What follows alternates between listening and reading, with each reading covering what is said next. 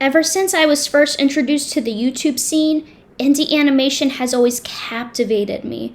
The idea that just one person or a small group of people could make their own story come to life on the big screen without an animation studio, it was incredible. And today I'm focusing on one of my personal favorites, Hazbin Hotel.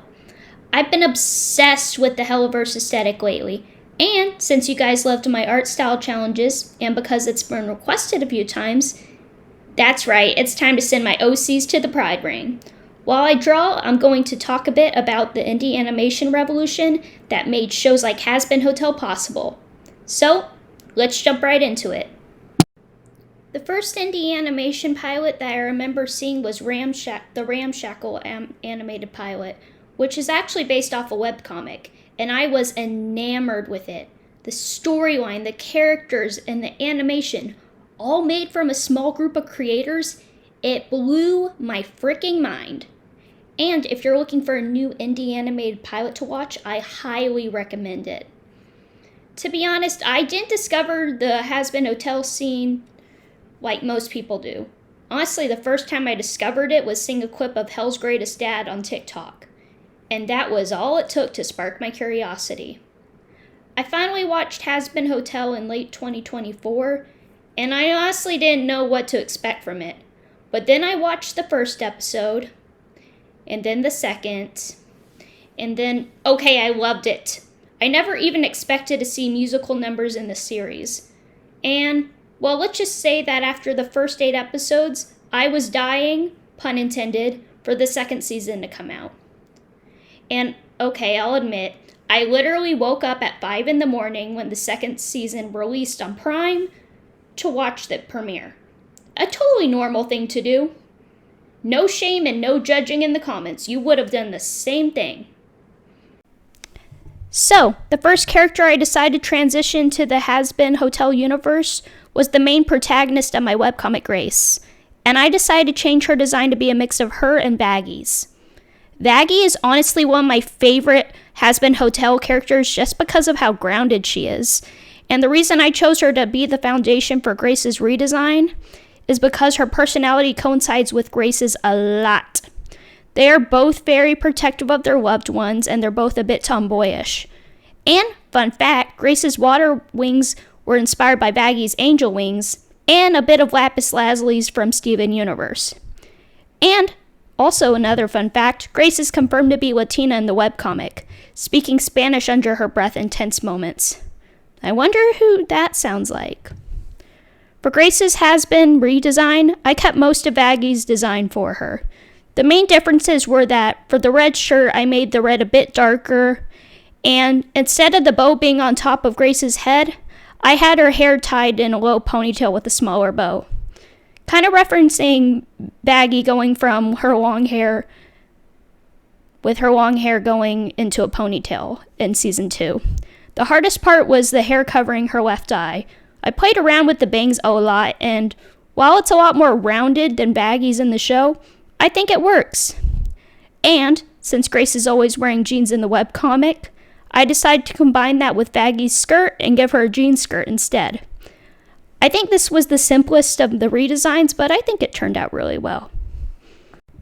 So, as many of you probably already know, I have a webcomic called Outcasts.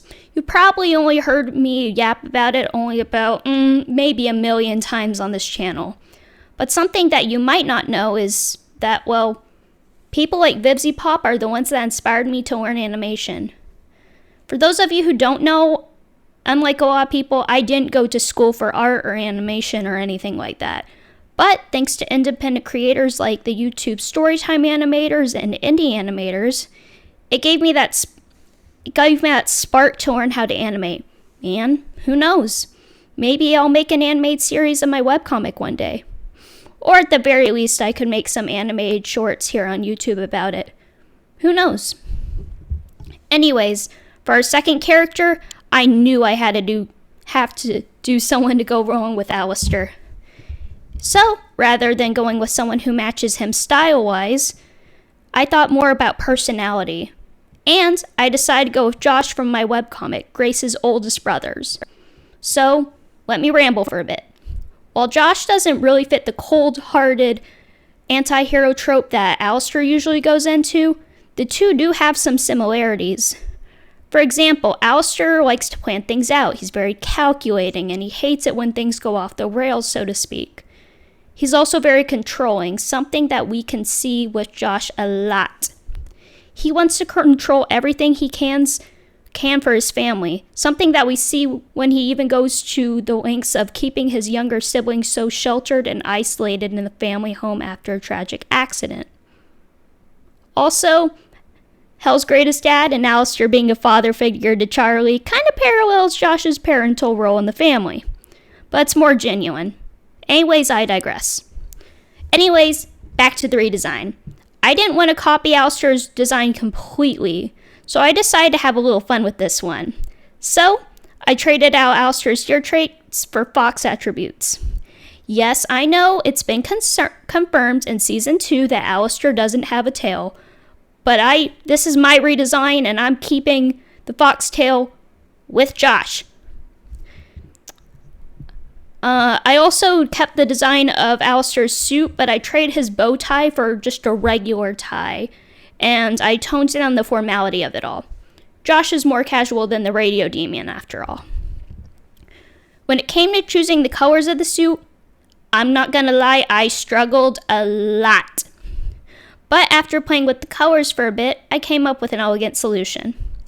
Instead of red, I made the suit jacket a dark brown to contrast with the red aspects. Not only does it give it more of a tweed jacket look, but it also goes along with Josh's hair color. I decided to keep Alastor's skin tone, gave it some finishing touches with the eyes, and we are done for this redesign. So here's the final lineup for both characters in their Hazbin Hotel redesign. If you want to see me do a specific show style next, comment below, and let me know which of these OCs you'd love to see in a musical number. Honestly, I can't say because of spoilers for my webcomic, but I've been dying to do easy with two of my characters.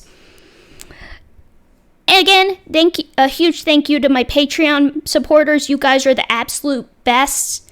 Thank you so much for making Outcasts a reality. Keep creating, and I'll see you all in the next video. Bye!